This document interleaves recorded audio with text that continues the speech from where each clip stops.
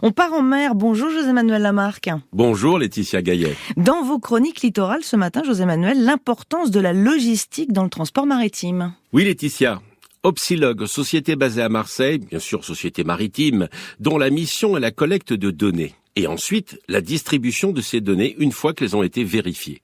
Arnaud Dianou est avec nous ce matin, c'est son fondateur. Je me suis pas trop trompé, Arnaud? Non, vous n'êtes pas trompé. On est là vraiment pour accompagner les acteurs du monde maritime, digitaliser déjà tout leur reporting réglementaire. Oh là là, c'est quoi le reporting? Si vous voulez, l'OMI, l'Organisation Maritime Internationale, demande au commandant de bord, le fameux journal de bord, de le remplir régulièrement pour assurer... Mais ça fait des siècles. Ça fait des siècles et c'est sur papier encore aujourd'hui. Ah bon? 75% de la flotte mondiale, à peu près 55 000 navires dans le monde, est encore au papier. Donc il faut vraiment accompagner tout ce monde-là déjà pour capter ces données qui sont de qualité.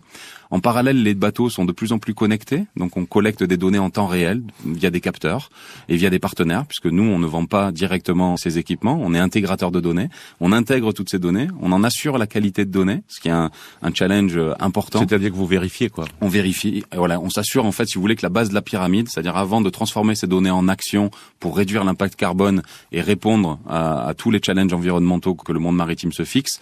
Donc, moins de 40% des émissions d'ici 2030, c'est demain. Par rapport à l'Europe, c'est moins de 55% des émissions gaz à effet de serre d'ici 2030. Et donc, nous, derrière, la base, c'est d'avoir de la donnée de qualité. Une fois qu'on a le profil opérationnel, on a aussi des modèles en interne qui nous permettent de vérifier la qualité de ces données-là. Et après, ensuite, de transformer ces données en action via des algorithmes et via également des experts maritimes comme moi, puisque je suis ancien capitaine de la marine marchande et je suis entouré de plein d'experts maritimes qui à la fois travaillent sur les algorithmes, la qualité de données et sur la transformation de la donnée en action. À quoi servent ces données? Pour qui? Et dans quel but? Alors, ces données, elles servent vraiment à améliorer les performances du navire, les consommations, sur l'utilisation du bateau. Est-ce que le trajet, la route? Voilà, le trajet, l'utilisation, la marchandise qui est transportée.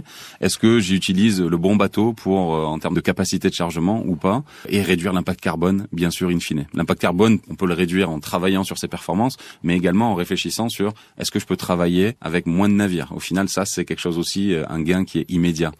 Donc, pour répondre à votre deuxième question, pour qui on travaille? Les armateurs, donc les propriétaires de navires, les affréteurs, ceux qui louent ces navires-là. Parfois, et un affréteur peut être aussi un armateur. Exactement, dans certains cas, dans certains segments du maritime, mais également, de plus en plus, les institutions qui collectent des données, l'OMI, donc l'Organisation Maritime Internationale, l'EMSA, l'Agence Européenne Maritime pour la sécurité en mer, les vérificateurs de données, qui est imposé à tous les armateurs et qui est aujourd'hui majoritairement renvoyé sous format Excel. Donc, ces institutions reçoivent des milliers de données sous fichier Excel de différents formats et il faut réussir à transformer ces données, à assurer la qualité de données pour derrière accompagner le monde maritime sur la suite. La mesure avant la réduction, c'est le prérequis. Ouais. Ce qui est super intéressant dans ce monde maritime, c'est qu'il y a là, sur les 10-15 prochaines années, énormément d'expérimentations qui vont se faire sur le type de carburant. Donc, quel carburant pour demain? Quel type de propulsion? Est-ce que j'ai un mix propulsif? Est-ce que j'utilise du vélique? Est-ce que j'utilise un mix avec de la batterie? Est-ce que j'utilise...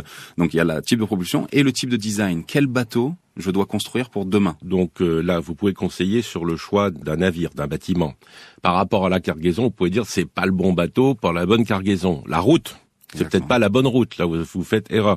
Donc vous intervenez en réalité de alpha à oméga, c'est-à-dire du choix du bateau d'abord, le chargement, du départ jusqu'à l'arrivée. Exactement, c'est un accompagnement de bout en bout. On rajoute cette couche, cet accompagnement humain, parce que avoir un indicateur de performance quand on est responsable logistique, c'est pas toujours aussi simple de le transformer en action. Donc on est là aussi pour transformer tout ça avec nos clients, main dans la main avec les commandants, avec les responsables des armateurs et des affréteurs. Merci Arnaud Dianou. Alors Opsilog, ça s'écrit OPSEAL opsilog.com. À demain, Laetitia Gaillet. Et à demain, José-Manuel Lamarque avec les nouvelles de l'Outre-mer. France Inter.